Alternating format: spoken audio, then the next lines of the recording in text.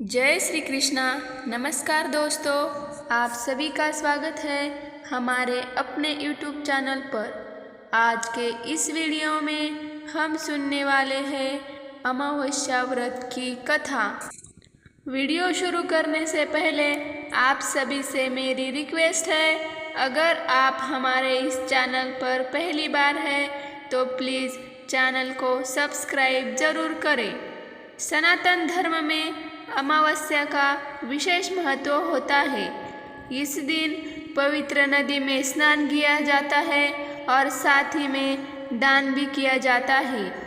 अमावस्या के दिन भगवान शिव और माता पार्वती की पूजा की जाती है। इस दिन पीपल के वृक्ष की भी उपासना करते हैं। धार्मिक मान्यताओं के अनुसार पीपल के वृक्ष में देवी देवताओं का वास होता है, इसीलिए इस दिन पीपल के पेड़ में जल अर्पित करने से सारी मनोकामनाएं पूरी होती है। कहते हैं कि अमावस्या व्रत कथा का विशेष महत्व होता है। तो आइए सुनते हैं अमावस्या व्रत की कथा। पौराणिक कथा के अनुसार एक राज्य में एक गरीब ब्राह्मण रहता था। पैसों की कमी के कारण उसकी पुत्री का विवाह नहीं हो पा रहा था। अपनी गरीबी से परेशान होकर एक दिन ब्राह्मण दंपत्ति ने एक साधु से उपाय पूछा, तो साधु ने बताया कि पास के गांव में एक धोबिन है जो अपने बेटे और बहू के साथ रहती है। यदि आपकी बेटी उस धोबिन की सेवा करे तो धोबिन खुश होकर उसे अपनी मांग का सिंदूर दे देगी, जिससे कन्या का विवाह तय हो जाएगा। यह सुनकर कन्या धोबिन के घर जाकर सारा काम करने लगी और इसका पता धोबिन व उसकी बहू को नहीं चल पाया।